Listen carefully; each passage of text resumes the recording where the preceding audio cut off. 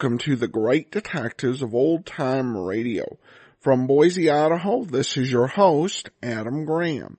If you have a comment, email it to me, box13@greatdetectives.net. Follow us on Twitter at Radio Detectives and become one of our friends on Facebook. Facebook.com/Radio Detectives. Before we do get started, I want to encourage you as you're making your travel plans, remember JohnnyDollarAir.com. JohnnyDollarAir.com is a Priceline affiliate, so you get all the benefits of going through Priceline.com, but part of the purchase price goes to support the Great Detectives of Old Time Radio at no additional cost to you. And so you can name your own price on hotels, rental cars, airline tickets, or more, or choose from great published fares. So remember, when making your travel plans, check JohnnyDollarAir.com first. Well, now it's time for today's episode of Yours Truly, Johnny Dollar. The original air date, July the 13th, 1958, and the title is The Mojave Red Matter. From Hollywood, it's time now for...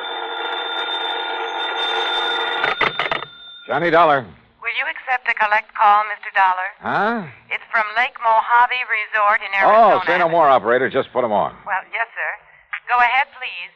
Hi, who is it this time? Buster Favor, Ham Pratt? Johnny, this is Red. Yeah, well, how's the fishing? Time for me to make another trek westward and find out from... Huh? Red? That's right, Johnny. Red who? Well, you know, the guide out here, Red Barrett. The fishing guide?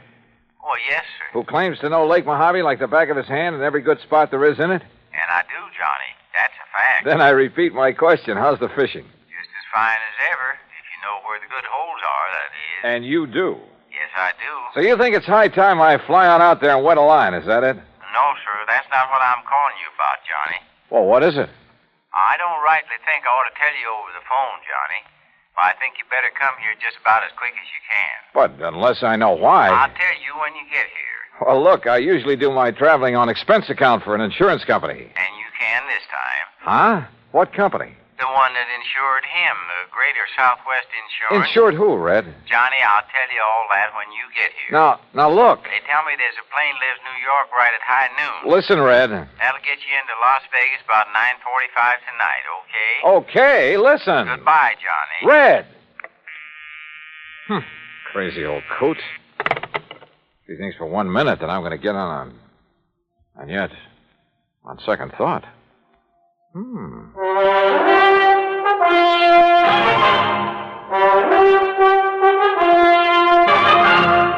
Bob Bailey in the exciting adventures of the man with the action-packed expense account, America's fabulous freelance insurance investigator. Yours truly, Johnny Dollar.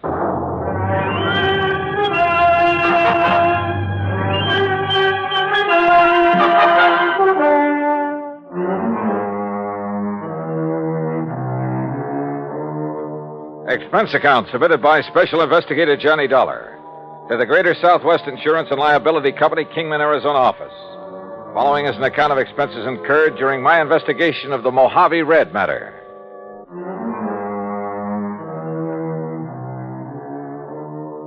Expense account item 1420, phone call to the Kingman, Arizona office of Greater Southwest Insurance and Liability. On the theory it might be well to check with their agent, Jake Kessler, before going off half-cocked. Hi, Johnny.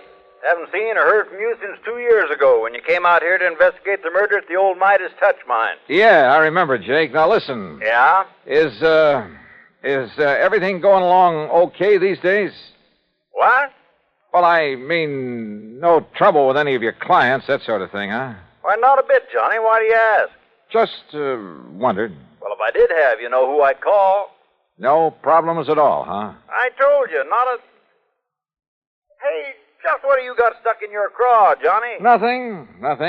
I just... Well? Well, tell me this. Any of your clients, policyholders, have any kind of trouble, accidents, anything like that over at Lake Mojave Resort lately? Ah, so that's what's eating you. Well, Johnny, that claim was legitimate. It's in the home office for settlement. The company will pay it, and that'll be that. What claim? So just you stop worrying about it and forget. What claim, Jake? No, sir, Johnny, there's not a single solitary thing for you to investigate out here. So just you forget it. Hey, you know something, Jake? You've just convinced me there is something to investigate. So I'm grabbing the first plane I can. Well, Johnny, I'd love to see you, but I swear... What's more, I'm charging my expense account to your company. Oh? And, if you find out that I'm right and you're wrong... Okay, Jake. Then you can shoot the crow and I'll eat it. Expense account item 2, $153 plane fare, Hartford to New York and New York to Las Vegas, Nevada.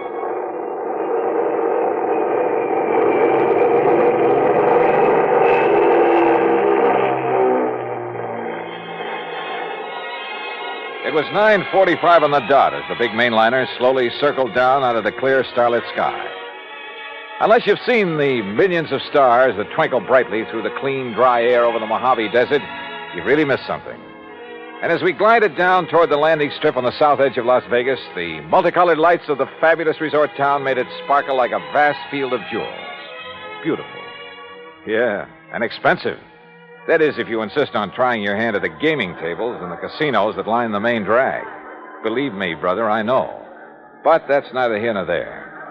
As I grabbed my luggage and started for the car rental office, a tall, angular man, well-tanned and dressed in blue jeans, high-heeled boots, and 10-gallon hat sauntered over to me.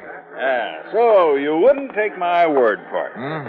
Oh, Jake. That's right, Jake Kessler in person. And, Johnny, if you're here to investigate the claim on the Hobbs policy, well, there just isn't Hobbs, anything... huh? Well, now I know that much. And suppose you tell me who Hobbs is, or was. I'll tell you all about it, and when I have, you can hop on another plane and go right on back to Hartford. And all at your own expense.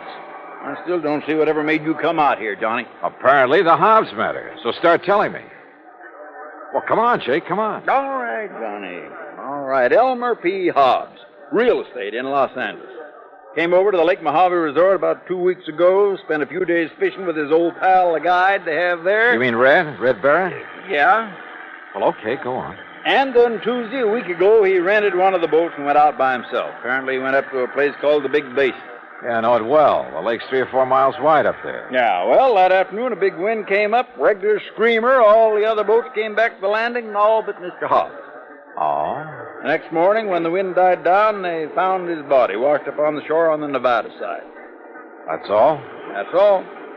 You say a claim has been filed? That's right, by one of his 2 beneficiaries. Who? His business partner back in L.A., Mr. Stuart Manley. I've passed the claim, and the company will pay it. No investigation of any kind? Oh, of course there was, Johnny. The Kingman Police, the Sheriff's Office, and the County Coroner. Accidental death due to drowning. So that's it, Johnny. Now you just make your reservation back to Hartford at that window right over there, and you are paying the freight. Oh, not so fast, Jake. I'm sticking Well, around. now you can see for yourself there's no reason for you to be here, much less at company expense. Well, after all, now that I am here, it'd be kind of silly not to run down to the lake. Well, you mean just to do some fishing on your own time. You want to drive me down there? Johnny. Yeah? Johnny, do you know something about the Hobbs case that I don't, and the police, and the sheriff? Jake, I don't know a thing about it. Okay, Johnny. How do you want me to fix that crow you're going to eat?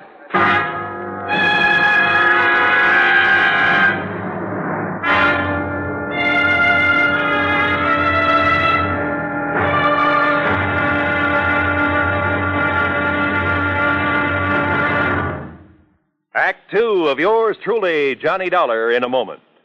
Our flag now numbers 50 stars, and behind each star there stands yet another flag representing one of the 50 states. Vermont's state flag, in its early form, imitated our national flag, uniquely bearing 17 stripes and 17 stars, with only the inscribed word Vermont to distinguish it. The good people of Vermont assumed, as did our national government, that stripes as well as stars would be added as each new state entered the Union. Vermont entered the Union after Tennessee and Ohio, and with Kentucky to join shortly, the Vermonters naturally put 17 stripes on their flag. In 1818, the United States Congress put a stop to this, and since then the stripes have always been at 13, and only stars are added for each new state. Vermont's present flag captures the famous beauty of the Green Mountain State in its coat of arms, and inscribed is the phrase, Vermont, freedom and unity.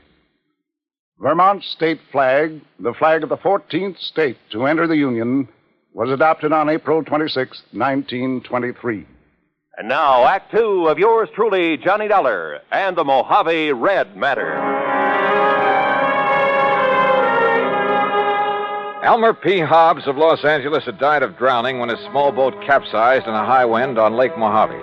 At least that's what Jake Kessler, his insurance agent, told me. Accident pure and simple, he said, and I could hie myself back to Hartford and forget about it. But I didn't. Simply because of the phone call I'd received from old Red Barrett, fishing guide at Lake Mojave Resort. I persuaded Jake to drive me over there on the excuse that as long as I was nearby, I might as well do some fishing. So he dropped me off, and since it was after midnight, went on back to Kingman. I wandered on down to the dock and boathouse.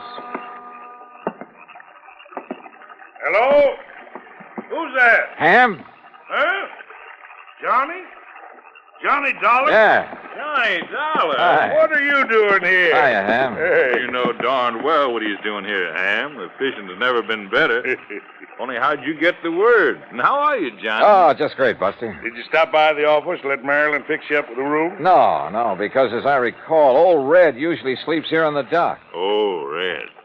Well, why do you say it that way, Buster? Because Ham and I are wasting good sleeping time down here, wondering why he hasn't come in yet. You mean he's still out on the lake? Yes, the crazy But it's as black as the ace of spades out there. And no moon tonight. Buster and I were about to take off and about to look for him. He pulled this very same stunt night before last.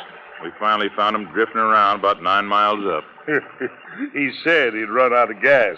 Showed his empty tank to prove it. Yeah, but we knew better. What do you mean, Buster? I mean, when he saw us coming after him, he dumped out what gas he had. Oil slick all over the lake. If somebody'd struck a match, why? You know, Red's been doing a lot of crazy things this past week or so.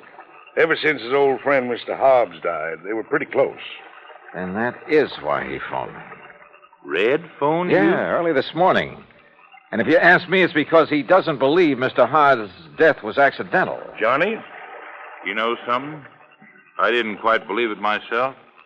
Well, sure, we have some pretty big winds on the lake now and then, and it was a big one that day.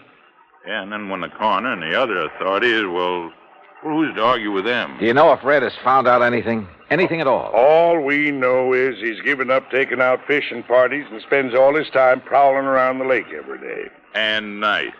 Says if he can find the boat Mr. Hobbs used... What kind of a boat was it? One of our regular rentals, an aluminum Arkansas Traveler. Yeah, with a 10-horse Johnson on it. Well, listen.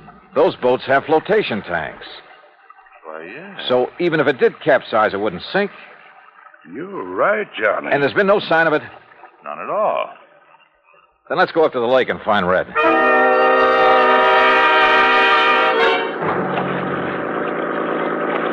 Except for the stars far overhead, the night was black as ink. And the 50-horse outboard skimmed us along at better than 30 miles an hour. Believe me, it was a strange feeling, almost like flying through space. How Buster found his way around the islands, rocky points, and reefs, I'll never know, but he did. Throw your flashlight over to the left, Ham. You ought to be about even with Sculpture Rock. Yep, there it is. And we're coming into the big basin. Would you please tell me how you ever expect to find Red in all this darkness? Oh, don't worry about him. He hears us coming. He'll signal by striking a match or something. Sure, Johnny, no matter how crazy you are, you never let somebody wander around in the dark looking for you out here. Red knows that because he's had to come out and hunt for too many people at night himself. Ham, look. Yeah? On the east shore. I'm swinging over there. Hey, you're right. There's a fire on the beach. Yeah, it must be Red. What's he doing out here? We'll soon find out. Hang on.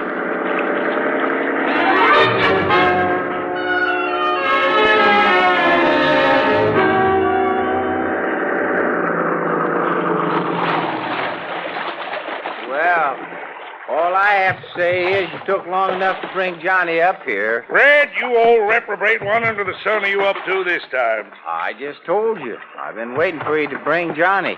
Now you can leave us and go on back to the dock. And I thank you very much. Red, we're not leaving until we find out what this is all about. And if I tell you, would you promise to leave us alone? Sure, we'll promise anything. Oh, you see, I need Johnny's help. Yes, well? Because with him to follow up what I found today, well, Johnny, you and I are going to prove that my old friend Mr. Hobbs was murdered. Act 3 of yours truly, Johnny Dollar, in a moment. Every American fighting man has heard the expression, above and beyond the call of duty. How many of us have sat down and considered just what that word duty means? According to one dictionary definition, duty is man's conduct as required by his station or occupation, and that to which he is bound by moral obligation to do or not to do. When a man does more than his duty requires, he becomes more of a man in the eyes of his fellow men. One such was Captain John Philip Cromwell, commander of the submarine USS Sculpin, flagship of a submarine-coordinated attack group of the United States Navy.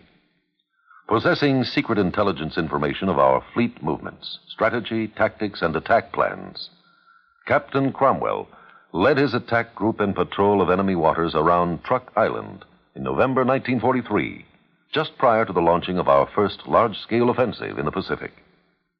Despite savage enemy opposition, he established a line of submarines around the enemy-held stronghold of Truk until his ship, the Sculpin, became so rocked and battered by depth bombs that he ordered it to the surface.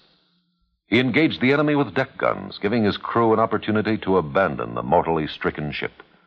Determined to sacrifice himself rather than risk capture and the subsequent danger of revealing the secret plans to the enemy, Captain Cromwell remained aboard the Sculpin as she plunged to her death. He thereby preserved the security of the mission at the cost of his own life.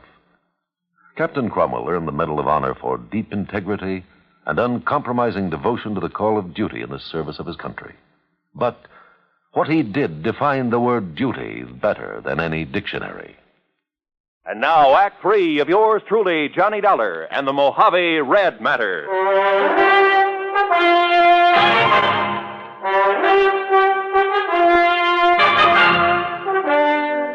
I'll tell you this, Johnny.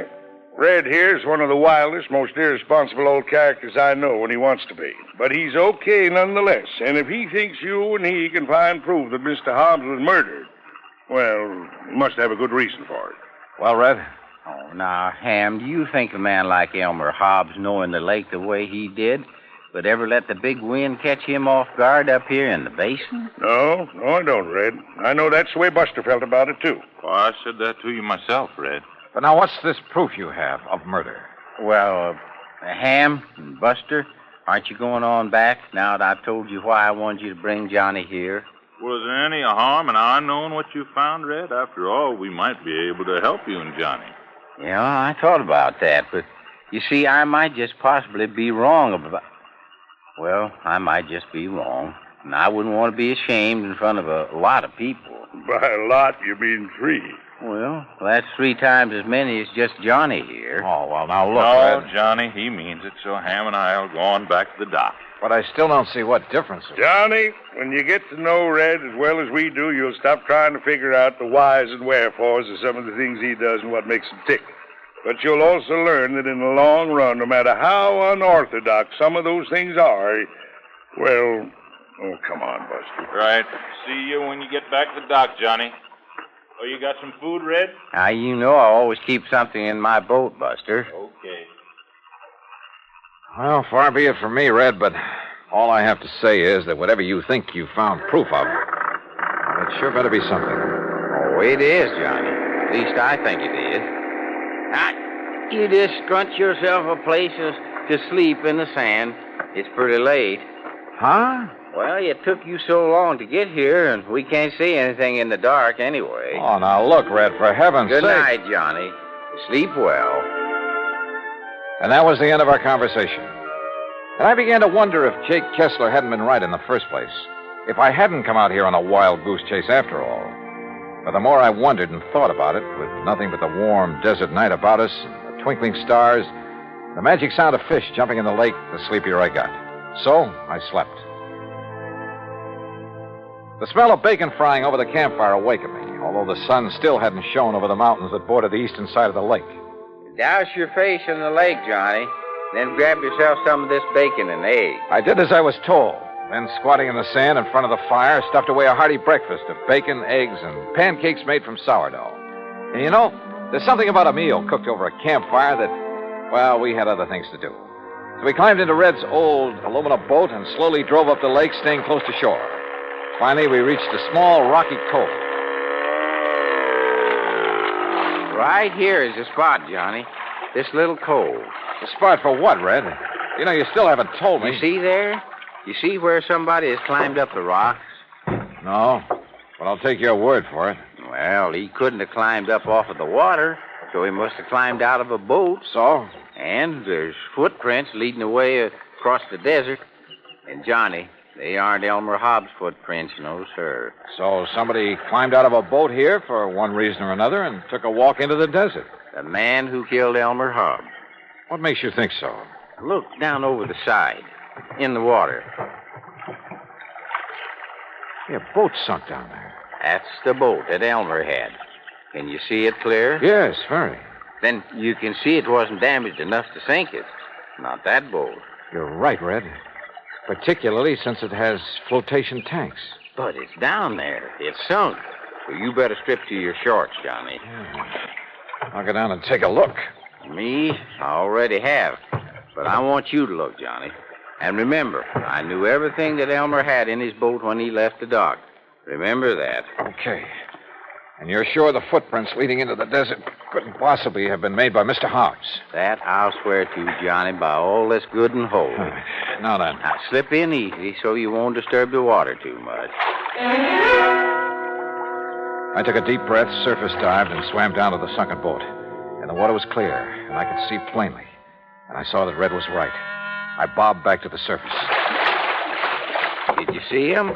The cut? Yeah, Red. Those flotation tanks were slashed open with an axe or a sharp, heavy tool of some kind. But Elmer had no axe on that boat. So it was somebody else, Johnny. Somebody who murdered him. Yeah. And then sank the boat. Red, I'm afraid you're right. Elmer Hobbs was murdered.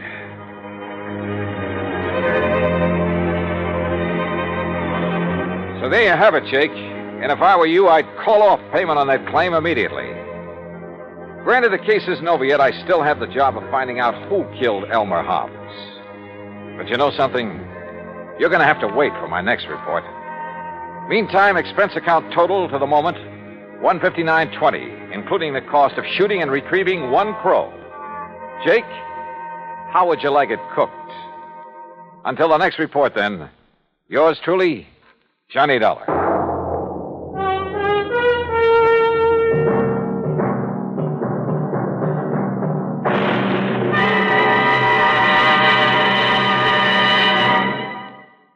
Our star will return in just a moment. Our flag now numbers 50 stars, and behind each star there stands yet another flag representing one of the 50 states. Oklahoma's state flag depicts an Osage warrior's circular buckskin shield from which hang 7 eagle feathers.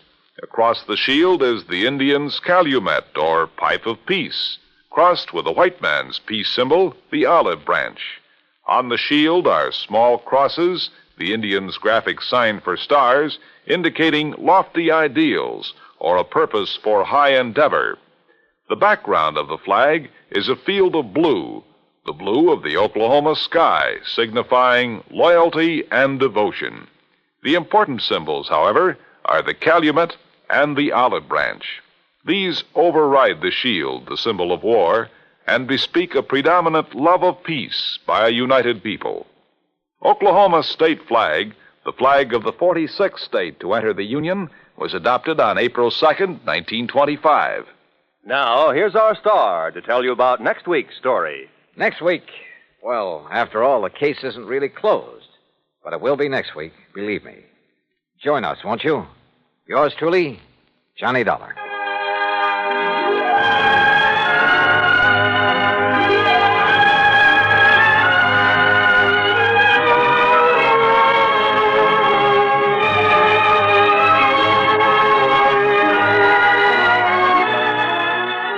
Truly, Johnny Dollar, starring Bob Bailey, originates in Hollywood and is produced and directed by Jack Johnstone, who also wrote today's story. Heard in our cast were Lucille Meredith, Horace Lewis, Harley Bear, Alan Reed, and Barney Phillips.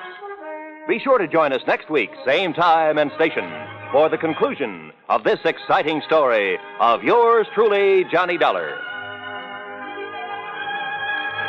This is Roy Rowan speaking.